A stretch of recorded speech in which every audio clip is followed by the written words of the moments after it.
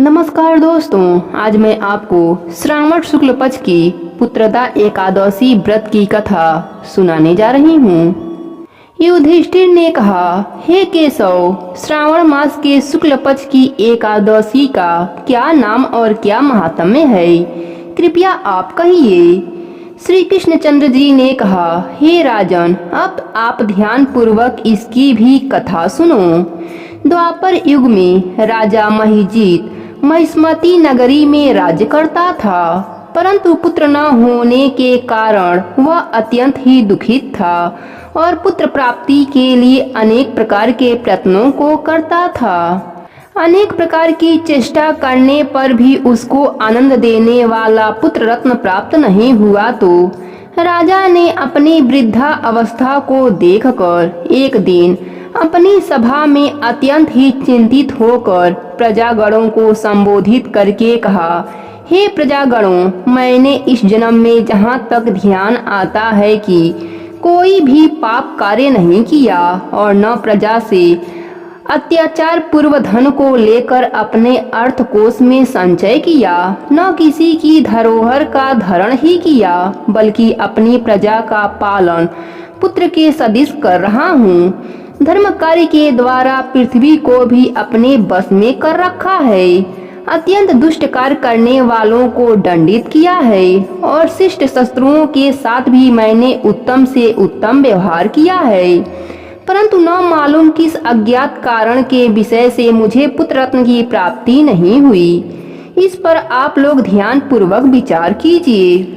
इस प्रकार राजा के अंत वचनों को सुनकर के प्रजागण और पुरोहित आपस में सम्मित करके राजा के कल्याण के निमित्त वन में गए और मुनियों के आश्रम को ढूंढते हुए इधर उधर वन में भ्रमण करने लगे।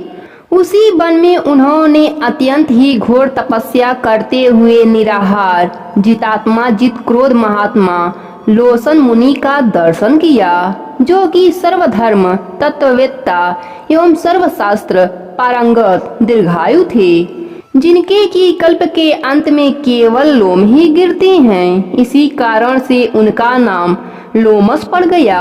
इस प्रकार उन त्रिकालज्ञ महात्मा लोसन को देख करके सब लोग अत्यंत ही हर्षित होकर निकट जाकर यथोचित रूप से प्रणाम करके उनके पास स्थित हो गए।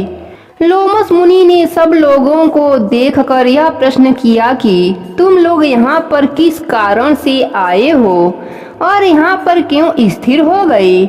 तब सब मुनियों ने कहा, हे महाराज, हम सब लोग अपने इष्ट से निवृत्त होने के लिए आपके शुभ स्थान पर आए हैं। वह कष्ट यह है कि हमारा महिजीत नामक राजा अत्यंत ही धर्मात्मा है, परंतु वह पुत्रहीन है। इस दुख से उसे अत्यंत ही व्याकुल देखकर आपकी शरण में तपस्या करने हेतु हम सब एकत्रित हुए हैं। राजा के अहोभाग्य से हम सब लोगों को आपका दर्शन प्राप्त हुआ है, क्योंकि महात्मा एवं मुनियों के दर्शन मात्र से ही मनुष्यों के कार्य सिद्ध हो जाते हैं। अस्तु, अब आप हम लोगों के ऊपर कृपा दृष्टि करके इस प्रकार का उपदेश करिए कि जिससे हमारे धर्मात्मा राजा का कार्य सिद्ध होकर कल्याण होवे। प्रजाजनों के इस प्रकार की बातों को सुनकर क्षण भर तक ध्यान मग्न होकर राजा के पूर्व जन्म के वृतांत को समझकर लोमस जी ने कहा, यह राजा पूर्व जन्म में अत्यंत ही घोर पापी और महादरिद्र जाति का वैश्य था। अपने व्यवसाय के हेतु इस नगर से उस नगर में, उस नगर से दूसरे नगर में इसी प्रकार बारंबार भ्रमण किया करता था। एक समय की बात है कि ज्येष्ठ मास के शुक्ल पक्ष की एकादशी को मध्याह्न के समय प्यास से अत्यंत व्याकुल होकर जल के लिए कोई उत्तम स्थान को ढूंढने लगा। संयोगवश उसको एक अत्यंत ही उत्तम और स्वच्छ जलाशय दिखाई पड़ा।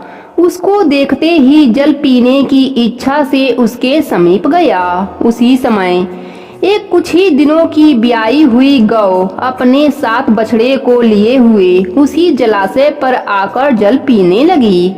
उस समय इस बनिए ने उस जल पीती हुई गौ को हटाकर स्वयं ही जल को पिया। इसी पाप के कारण वह निसंतान है, परंतु कुछ पूर्व जन्म के पुण्य के प्रताप से उसको राज्य प्राप्त हो गया है। मुनि जी के बातों को सुनकर प्रजाजन और पुरोहित ने कहा, हे महाराज, हम लोगों ने पुराणों के द्वारा इस प्रकार सुना है कि पुण्य कार्य करने से पाप नष्ट हो जाते हैं, सो आप कृपा करके इस प्रकार पुण्य का उपदेश करिए कि जिससे पाप नष्ट होकर राजा महिजीत को पुत्र उत्पन्न हो। तब लोसन ऋषि ने कहा, हे मुनियों, श्रावण मास के शुक्ल पक्ष की पुत्रता नामक एकादशी का व्रत तुम लोग करो और नियम पूर्वक पूजन इत्यादि करके रात भर जागरण करो तथा उसका सब फल अपने राजा को प्रदान कर दो तो उस राजा को पुत्र उत्पन्न होगा। इस प्रकार लोमस ऋषि द्वारा व्रत के विधान और फल को सुनकर सब लोगों को अपार आनंद प्राप्त हुआ और सब लोग अपने अपने घर को लौट आए। श्रावण मास जब आया तब सब लोगों ने लोमस ऋषि के आज्ञा अनुसार राजा सहित भक्ति और विधान पूर्वक एकादशी का व्रत किया और दूसरे दिन अपना अपना फल उन सब लोगों ने राजा को प्रदान कर दिया। उस फल के प्रभाव से राजा की रानी ने गर्भ धारण कर समय आने पर पुत्र रत्न को प्राप्त किया। इस प्रकार की यह फलदात्री पुत्रता एकादशी है, इसलिए इस लोक और उस लोक में आनंद प्राप्त करने वाले को इस पुत्रता नामक एकादशी का व्रत अवश्य करना चाहिए। इस एकादशी का माहात्म्य पढ़ने और सुनने से घोर पापों से मुक्ति मिल जाती है। प्रेम से बोलिए विष्णु भगवान की जय हो, एकादश माता की जय हो, गणेश भगवान की जय हो।